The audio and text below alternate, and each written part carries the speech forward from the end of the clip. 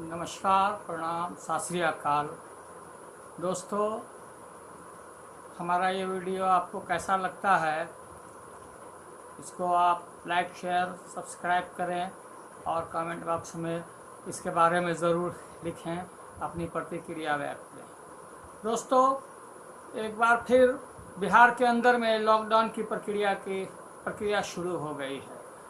Corona के नाम पर एक बार तो 3 महीना तमाम लोगों ने, पूरे देश के लोगों ने इसके दंश को झेला और जो दुर्गति हुई, ख़ास करके जो गरीब मजदूर क्लास के लोग थे, उनका जो हश्र हुआ वो किसी से लुकी छिपी हुई बात नहीं है। पूरा उसके सैकड़ों वीडियो वायरल हुए, सारे हिंदुस्तान ने देखा।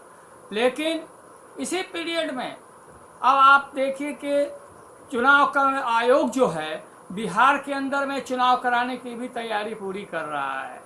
अब हम ये सोचने वाली बात है, हम ये कहना चाहेंगे दोस्तों कि ऐसी हालत में जहाँ के खुद सोशल डिस्टेंसिंग के बारे में सरकार बार बार हिदायत कर रही है, लोग कह रहे हैं कि एक दूसरे से टच से अलग रहो, 2 मीटर की दूरी बना करके रखो, वैसी हालत में ये इस इलेक्शन में बिहार विधानसभा का जो चुनाव होगा और उसकी जो प्रक्रिया है, अपने यहाँ के अभी इलेक्शन जो होता है वो हम लोग ईवीएम मशीन से हम लोग वोट करते हैं। क्या इसके ज़रिए चुनाव जो होगा तो क्या यह बीमारी फैलेगी नहीं?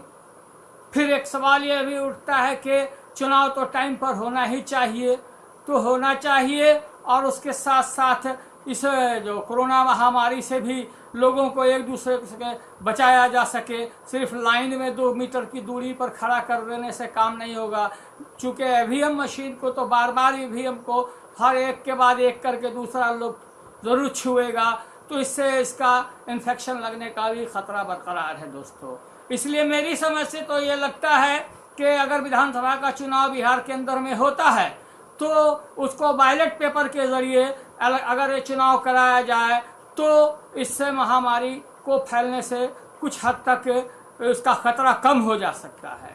हमने अभी पिछले दिनों जो कोरोना के बारे में प्रधानमंत्री जी के भी स्पीच को सुना, अभी आया हाल के दिनों में कि पूरे देश में इस महामारी में रोकने के लिए प्रधानमंत्री के द्वारा क्या क्या कदम उठाए गए, उस पर मैं बहुत ज़्यादा समीक्षा अभी नहीं करूँगा। लेकिन ख़ास करके बिहार के अंदर में भी जिसके शुरुआत विधानसभा चुनाव की शुरुआत इन्होंने वर्चुअल रैली कर करके गृह मंत्री जो हमारे हैं भारत के गृह मंत्री अमित शाह जी ने 72,000 LED लगा करके उसके ज़रिए इन्होंने शुरू किया प्रचार। अब मुख्यमंत्री जी बिहार के जो हमारे हैं नीतीश कुमार, माननीय श्री नीतीश कुमार जी की भी वर्चुअल रैली होने जा रही है। पार्टी के जो JDU के महासचिव हैं RCP सिंह साहब का भी होने जा रही है और उसके ढेर सारे नेता लोग इसी तकनीक को इस्तेमाल कर रहे हैं। मैं पूछना चाहता हूं दोस्तों कि आपको जितनी बेचैनी चुनाव कराने के लिए है और आप जो जिस तकनीक का उपयोग कर रहे हैं, आपके स्पीच में हमने सुना है आप बिहार की जनता को बता रहे हैं अपने कामकाज के बदले वोट मांगने के लिए आपने ट्रिक इस्तेमाल किया है। आपने कहा है कि हमने बिहार के अंदर में जो 94% सड़कों की हमने पक्कीकरण कर दिया है। मैं कहना चाहता हूं दोस्तों कि अगर समस्तीपुर जिला से ही अगर शुरू किया जाए, आप वारिसनगर प्रखंड के मुख्यालय को जोड़ने वाली मुक्तापुर से किशनपुर होते हुए वारिसनगर की जो सड़कें जाती हैं, आप उसको देख करके बताइए क्या इसी को विकास कहते हैं? नकटा हाट से लेकर के वारिसनगर प्रखंड मुख्यालय को जोड़ने वाली जो सड़क है उसकी जो हालत है कि अगर बाइक से आदमी जाए तो आधा से ज़्यादा गाड़ी कीचड़ में लथपथ हो जाएगी। ये हश्र है बरसात के दिनों में, इसको कहते हैं 94% विकास। क्या खानपुर प्रखंड को मुख्यालय को जोड़ने वाली एलौथ मुसहरी से ले खानपुर तक आने वाली जो सड़कों की जो हश्र है, क्या इसको विकास कहते हैं? एलौथ मुसहरी से लेकर करके मोतीपुर को जोड़ने वाली, मोतीपुर से जो रोसड़ा को जोड़ने वाली जो सड़कें हैं, जो रोसड़ा सब डिवीज़न है, उसको विकास कहते हैं। रोसड़ा के अंदर से उसके बगल में जाइए, रोसड़ा अनुमंडल के अंदर में भी हसनपुर का क्षेत्र पड़ता है। हसनपुर के अंदर में आप मब्बी हॉल्ट से आप आगे बढ़िए, उसके बाद आपको विकास का लालू युग याद आने लगेगा। वहाँ जो हश्र है, सीमान चौक से लेकर करके महिउद्दीनपुर होते हुए बड़ेपुरा हॉल्ट होते हुए आप बड़ेपुरा से हसनपुर मार्केट जाने की जो सड़कों की जो दुर्दशा है, इसको विकास कहते हैं। नीतीश जी, आप हमको बता सकते हैं? आप बताइए, आप बिथान की सड़क से उठाइए। हम समस्तीपुर डिस्ट्रिक्ट के ग्रामीण क्षेत्रों का उदाहरण अभी हम दे रहे हैं। आप बिथान के इलाकों में बरदौनी जाने वाली सड़कों के बारे में बताइए, क्या इसको विकास कहते हैं? आप बिथान ब्लॉक से जोड़ने वाली परवड़िया और अजनी पड़ौड़ा होते हुए जो सड़कें जाती हैं, जो परवड़िया से लेकर करके हैरपुर होते हुए जो बेगूसराय खगड़िया डिस्ट्रिक्ट को जोड़ने वाले जो सड़क है, क्या पर्री उसको पर्री और उजान होते हुए जो सड़क गुजरी है, क्या उसको आप विकास कहते हैं? पर्री जो खगड़िया जिला में पड़ता है, पर्री से लेकर करके भिखारी घाट तक जाने वाले जो सड़क का जो हश्र है, आप उसको विकास कहते हैं?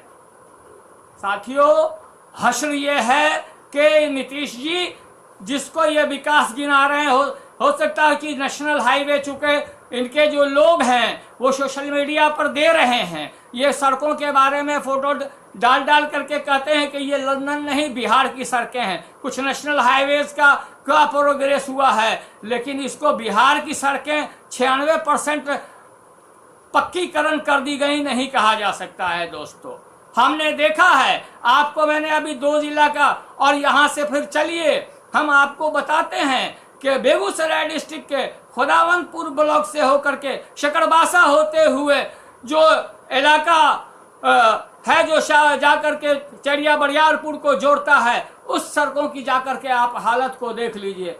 इसको कहते हैं विकास? विकास नहीं हुआ है दोस्तों। विकास के नाम पर लूटने का काम किया गया है। हो सकता है कि बिहार सरकार ने इसके पक्कीकरण के नाम पर ढेर सारे फंड को आवंटित किए हैं, लेकिन नीतीश जी, आपके लोग नीचे लूट रहे हैं। आपके द्वारा दिए गए सारे योजनाओं का लूट खसोट जारी है पूरे बिहार के अंदर में। आपने अपने स्पीच के अंदर में नल जल योजना का जिक्र किया है। 12 से 15 लाख का, कहीं कहीं उससे भी ज्यादा का आपका एस्टीमेट रहा है। हर वार्ड पे आपने पानी सप्लाई करने के लिए आपने अपने पिछले चुनाव से पहले भी आपने कहा था कि हम शहर पे दबाव रोकने के लिए सारी शहरी वाली सुविधा हम गांव में ग्रामीणों को पहुंचाएंगे। आपने इसी सोच के तहत में इस नल जल योजना को चालू किया था, लेकिन उसका हश्र क्या हुआ? सारे के सारे कमीशन खोर और दलाल, आपके जितने कारपर्ताज हैं, इनके भेंट चढ़ गया। जिन इलाके जहां आपका नल जल योजना का चालू किया गया, जहां पानी आपका स्टार्ट हुआ, अभी साल नहीं लगा, साल भर के अंदर में 10 बार वो मोटर खराब हो जाता है। पानी आपका जनता को 2 घंटा नहीं सप्लाई होता है। कौन है इसको देखने वाला? क्या आप देखने के लिए किसी को इसके लिए जिम्मेदार ठहराए हैं? और कोई देखेंगे भी कैसे, चूंकि उनके यहाँ तो कमीशन पहले ही पहुंच चुकी है मोटरी।